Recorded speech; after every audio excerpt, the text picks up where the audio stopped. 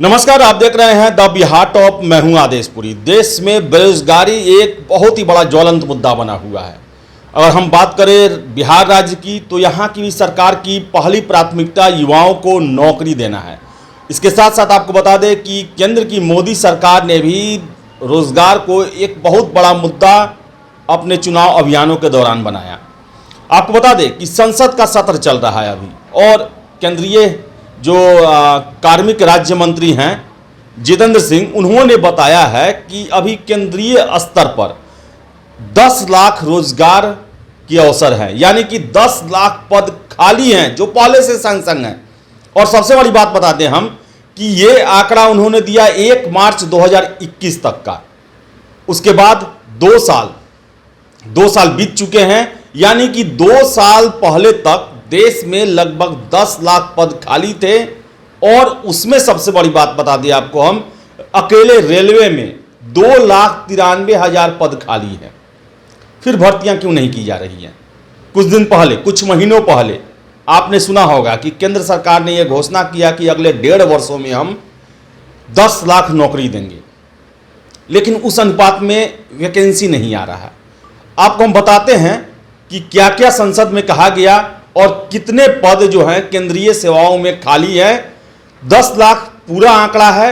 विभाग के अनुसार भी हम चर्चा करेंगे, और जो बातें संसद में रखी गई उसका भी चर्चा करेंगे। आपको बता दें कि केंद्रीय कार्मिक राज्य मंत्री जितेंद्र सिंह ने बुधवार को कहा कि 1 मार्च 2021 तक केंद्र सरकार के विभिन्न विभागों में 9,79,000 से अधिक पद खाली हैं, जिनमें सबसे ज्यादा 2,93,000 पद रेलवे में हैं। उन्होंने कहा कि केंद्र सरकार के विभिन्न मंत्रालय, विभाग और संगठनों की आवश्यकता के अनुसार रिक्तियों का होना और भरना एक सतत प्रक्रिया है। उन्होंने एक लिखित जवाब में कहा कि सरकार ने पहले ही सभी मंत्रालयों, विभागों को खाली पदों को समय पर भरने के लिए निर्देश जारी कर दिए हैं।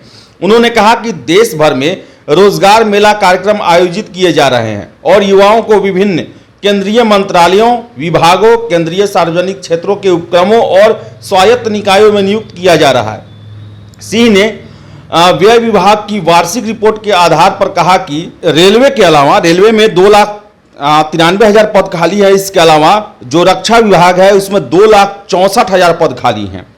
गृह में 1,43,000 पदों में 90,050 पद खाली है। राजस्व विभाग में 80,243, भारतीय लेखा परीक्षा और लेखा विभाग में 25,934 और परमाणु ऊर्जा विभाग में 9,460 पद खाली हैं।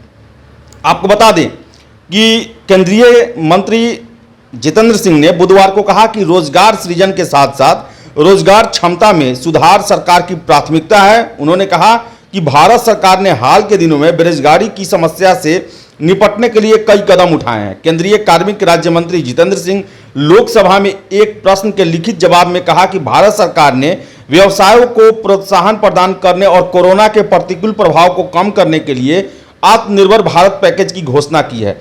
इस पैकेज के तहत सरकार 27 लाख करोड़ रुपए से अधिक की राजकोषीय प्रोत्साहन प्रदान कर रही है। इस पैकेज में भी देश को आत्मनिर्भर बनाने और रोजगार के अवसर पैदा करने के लिए विभिन्न दीर्घकालिक योजना, कार्यक्रम और नीतियों को शामिल किया गया है।